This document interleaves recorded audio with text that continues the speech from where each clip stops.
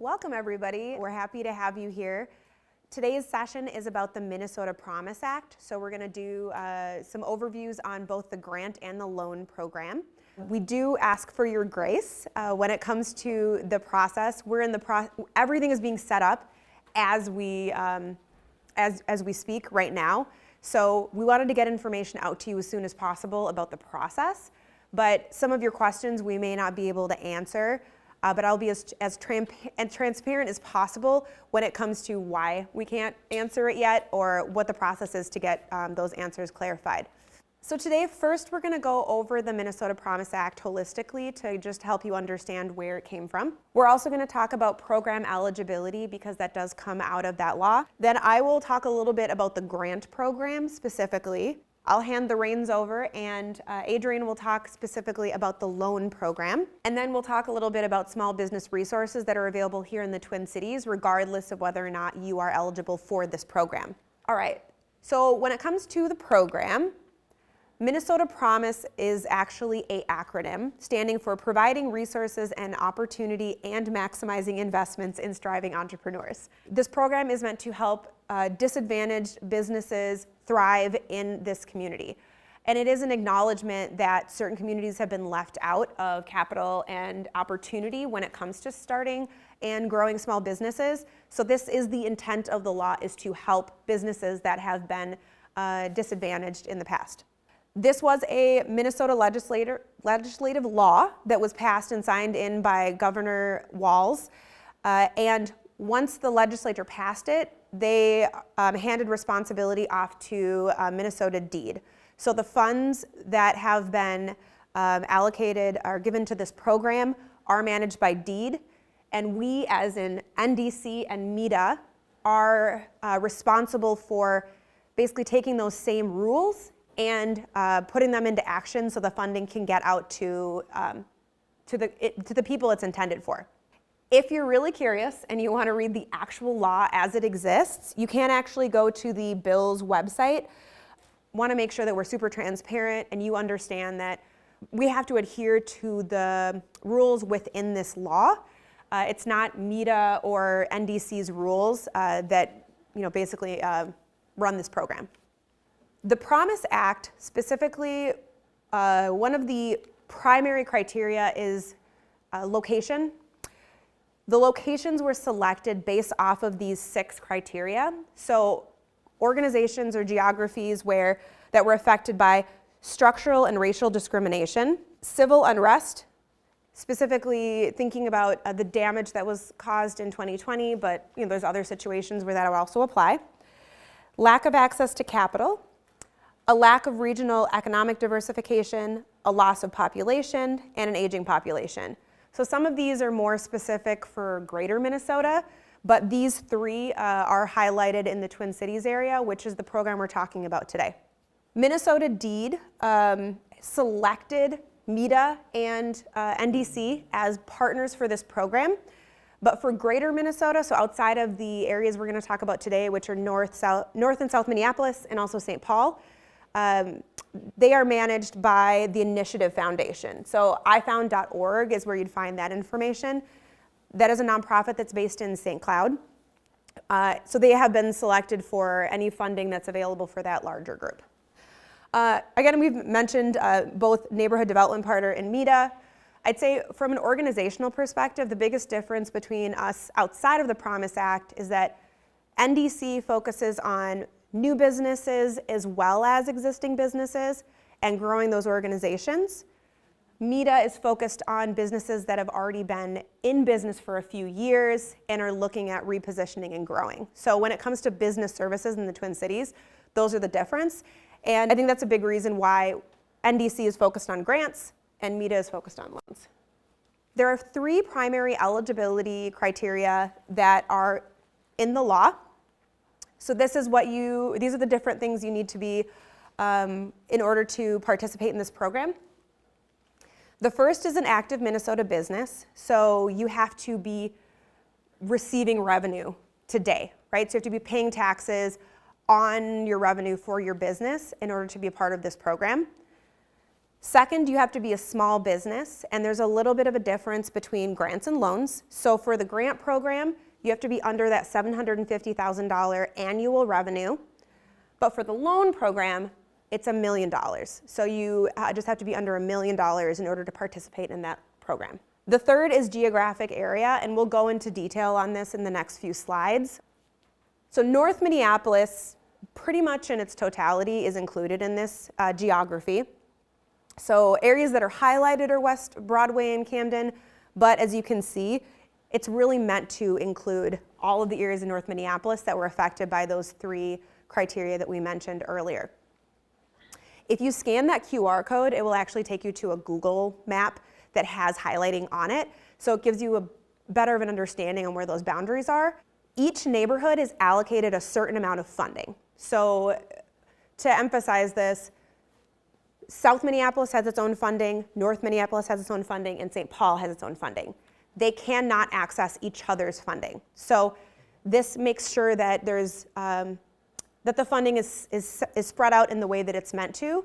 And a lot of that was based off of the damage that was seen in 2020 and some other factors. So grant program for North Minneapolis is $29.4 million, and the loan program is $8.28 million. For South Minneapolis, the areas that are highlighted are Lake Street, 30th in Chicago, Franklin Avenue South, Nicollet Avenue, and Riverside corridors. For the grant program, there's $24.8 million, and for the loan program, $8.2 million. And then the eligible areas of St. Paul are University Avenue, Midway, East Side, etc., or some of them. So check the map for all of the different corridors. And then the grant program has $18.4 million, and loan program is $5.5 million. And again, that QR code goes to a St. Paul map to show you more specifically where those neighborhoods are. How do you demonstrate eligibility? This is another common theme between MEDA and NDC. We have to be able to look at a legal document and verify your information is the short answer. But to give you more specifics, if you're a business that is registered, you have to have your current registration with the Secretary of State, and that does include nonprofits. So that question comes up pretty consistently. If you're a nonprofit, you are eligible, you'd be considered a registered business. For those that are sole proprietors, you have to show that you've been paying taxes on your income through a Schedule C. So those two pieces are required, or one of those 2 pieces are required for this program. The next is that because this is for active businesses, you have to have been operating for 2 years. So for this initial round of funding, you'll need to have tax returns for 2021 and 2022. We're looking at what the program looks like once we get to the second year and how those required documents will shift. Third, we have to be able to validate that your business is at an eligible address on some sort of government or legal documentation. One outlier example that we had recently was there is a food provider who has a kitchen in North Minneapolis but does not live in North Minneapolis. So we were talking about how she could use her license to work in that kitchen as proof that her business is in the neighborhood. So if for some reason you don't live in the neighborhood that your business runs, but your business is eligible, think about different pieces of legal documentation that we could use in order to validate you, because we want to make sure you're included. The legislature is really thinking about radical accessibility. So this isn't meant to be a super complicated grant program. So you're not going to have to write a life story and a narrative about why you're eligible. It's really about just making sure you're in the right neighborhood. And then we will, on the back end, make sure that you are a legitimate business through the grant process. And as long as you can answer the questions clearly, you should be able to access this funding. So we'll dive a little bit deeper into the grant programming. In the law, the funding that's available for this program is talked about in these buckets. I'll tell you that right now it says up to a certain amount because we're trying to figure out the most equitable way to distribute grants.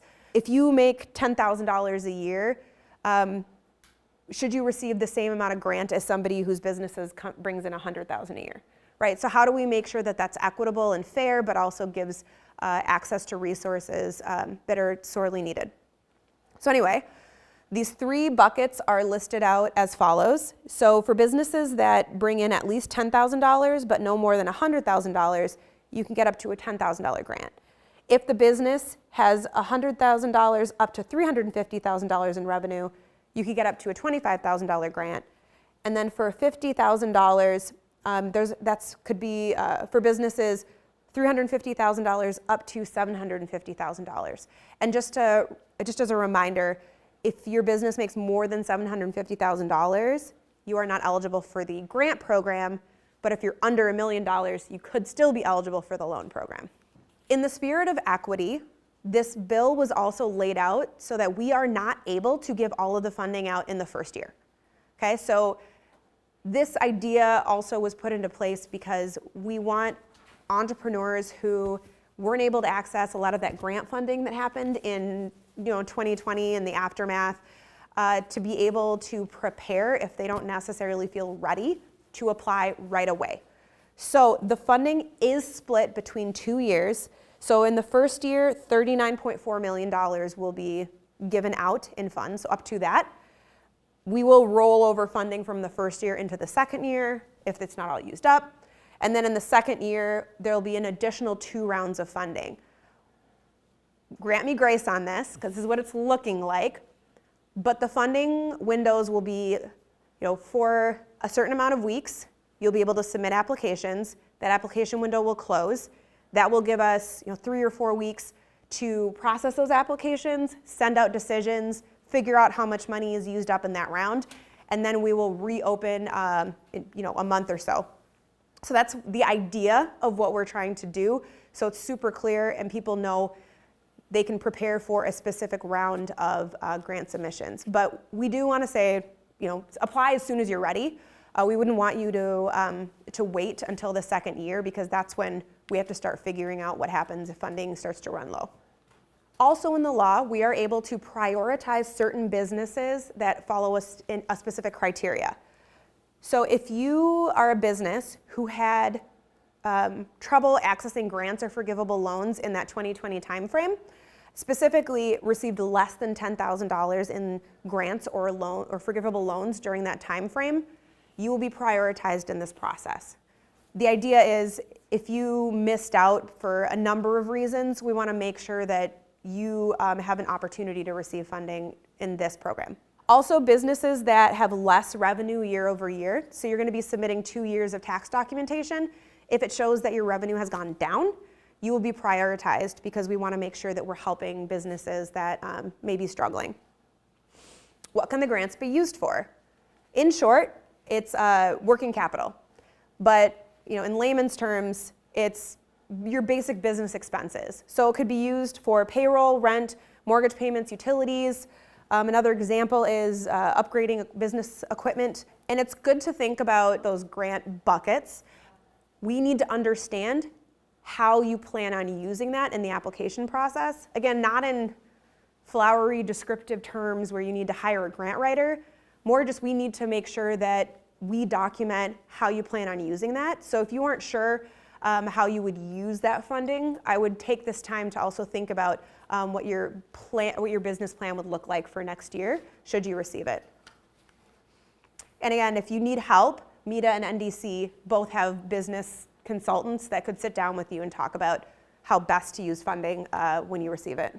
The application process will be online, and this just gives you highlighted information of what is going to be needed at a basic level.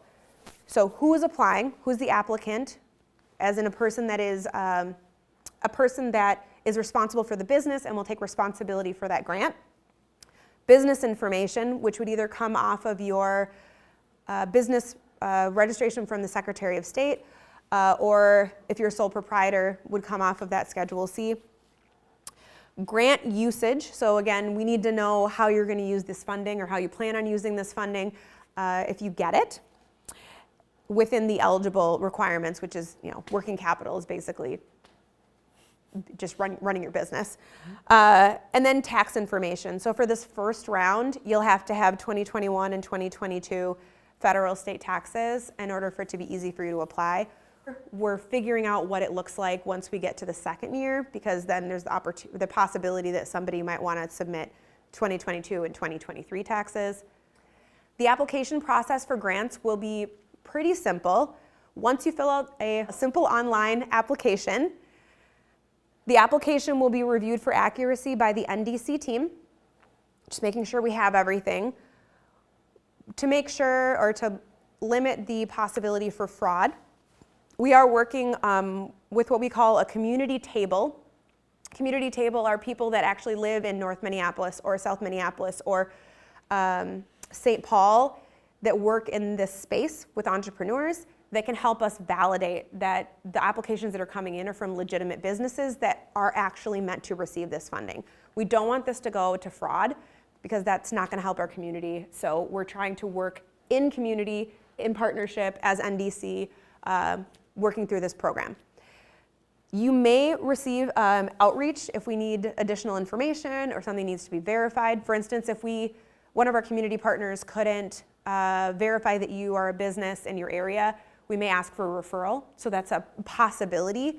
We're trying to limit that additional work for both our team and also for you. Once a decision is made, you'll get an email telling you yes or no, or not yet, and then we'll work with you on getting that funding delivered to your bank account. We're thinking that it'll be about 4-week processing time, but we still need to go through some testing processes to make sure that that's realistic with our team, and that volume could change. We are actually having a few language-based sessions for this information, for grant information, so just wanted to call that out. And then again, NDC is available today to support business owners, and it could be for this grant program, but it also could be for another need. So don't feel like you have to wait to start preparing. You can come into NDC and see how we can get you access to technical assistance for business planning or finances, et cetera. And then we are going to be planning some support sessions coming up. So instead of info sessions, we'll transition to get ready to apply for grant sessions. We're just going to talk about the Promise Act loan program and what the qualifications are, how you can apply. This part is we're talking about how much funding can we receive for the loan. So the minimum would be $50,000, and then from here, the term or the length of the loan is 10 years, and the interest rate, 3%. As we spoke about earlier in the grant session, that the business gross revenues for the past 2 years cannot be over $1 million or you would not be eligible for the funding. Now, what can the funding be used for? You can use the funding to buy in a building, and this is for commercial purposes only. So if you own an apartment building, I'm so sorry, can't help in that sense. It's for commercial purposes only. And if you're a business owner and you're renovating the building, so you own it, you have your business in there, or if you own the building but you don't have a business from that standpoint, but you're fixing it for tenants, you can use it for that. Or if you have a business and you're planning an expansion, so you have a location here and you're having another location and you want to expand the business, you can go ahead and use the funding for that. What it can't be used for, again, this funding cannot be used to pay off existing debt or delinquent debt. So you can't use it for that. And it's kind of the opposite for what you can use the grant funding for. So inventory, working capital, or hiring employees, you will not be able to use this funding for. All right, so our application process, and again, QR code there that will explain where you will be, kind of a pre-application process. So what we will have as you're going through, first again, this will be what we call geo-targeted. So it will be in the areas in North Minneapolis and South St. Paul. So first we'll go through and we'll make sure that your business is in the right geography. So we got to start there. And so once you're in the right geography, then it will go through and say, yes, welcome, and then we'll be in contact with you. So once the pre-application is submitted, MEDA will need the following pieces of information so we can underwrite this piece of it. Remember, this is the loan part. So this is a loan part that has to be paid for. So It would be your tax ID information, at least 2 years of tax returns. So far, it would be 21 and 22. You wouldn't have 23 yet. Year to date, meaning YTD, meaning would be year to date. So we're in December, so most likely will be your year end information. And then from here, there's a balance sheet. So profit and loss, balance sheet, most recent 3 months of bank statements. So it'd be, if you're applying in January, it would be December, November, and October. And then from there will be a current business plan, or we'll take an executive summary. If you've been in business 10 years, please don't go write a 10-page business plan and go through all of that stuff. I just need a 2-page executive summary telling us, hey, I've been in business this long, this is what we do, this is what we need the money for, and how we're going to use it to expand. And then the amount of over here, the uses of fund, how much money you're looking for, and then what would you use the money for. Now, really, really important. So if you're applying for the funding, and so this part is really, really important. All documentation is complete. The process would take up to 4 weeks for completion. So if you send me a tax return in January, you send me a bank statement in February, and everything takes 6 months for me to get it, that's when the process starts. So very important that you gather everything together and send them right away, not one piece at a time. And I've been a lender for 26 years, and that kind of happens sometimes, so we have to go back. So I just want to clarify that. Now, application support. So what we'll have here, our staff at MEDA, and we'll be looking for these. So once your application comes in and it qualifies, from here, you can email us at mnpromiseact@meda.net, or you can just call us at that number. So more resources. So even if you don't qualify for a Promise Act, we have a number of other programs that you can. So when your application comes in and we look through it, if it doesn't qualify for Promise, we'll contact you and say, hey, we have some small business loans from lines of credit, different things that we can help you with. The second piece of this is our business consulting. And so at MEDA, we offer business consulting for clients. You don't have to be a lending client to be a business consultant client. We'll take your business, look at it, and continue to work with you to grow and to fix up any things that may happen. And we have a number of great business consultants that assist us through this whole process. And then we work back through to lending. And so if you qualify at some point for lending, you'll work your way there. Or if you're not exactly, if you're right between lending and business consulting, we have VAN, which is our Volunteer Accelerator Network, and that helps you work on your business plan, can get you going. So we work cohesively in this process in order to provide access to capital for BIPOC individuals. Okay, so I already talked a lot about NDC as an organization, but a few things I wanted to highlight based on the Promise Act. Again, we are very committed to offering support for people that are trying to prepare, especially if you don't feel ready right now to apply for a grant and are looking for support in business planning or for financial support, right? You need somebody to help you with your taxes. These are services that we have funding to actually provide to you for Promise. So it would be at no cost to you to get support from NDC. But in order to provide that to a lot of people, we're also looking for individuals who are skilled in supporting entrepreneurs. So there are paid opportunities to sit down and work with other entrepreneurs, if you are doing small business consulting as a part of this program. So you can receive business support, but also we are looking for organizations and individuals who are comfortable providing support. And again, these are paid opportunities to support your own community members if that's something that you are currently doing. Also, I would say that we are actively looking for feedback from community that we can then take to legislature. So what's really important is that you understand these are taxpayer dollars. You are tax-paying people within this state, so your voice matters.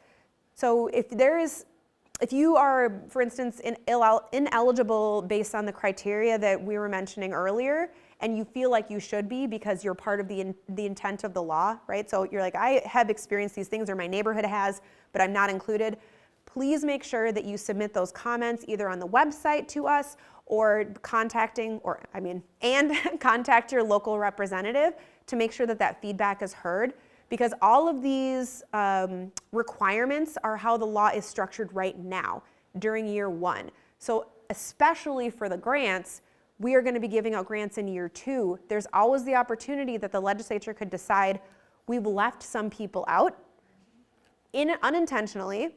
They are part of the intended group that we're trying to support, and we're going to expand these opportunities to more people. So I don't want you to be discouraged. I want you to make sure that you're using your voice to help us help you and your fellow entrepreneurs holistically. So there are places you can submit information, so either to our email addresses, but the website also has a couple of intake forms where you can submit comments and questions and things like that. So we want to hear it if you have concerns, because we can't necessarily change anything, but we can talk to the legislature about changing the rules.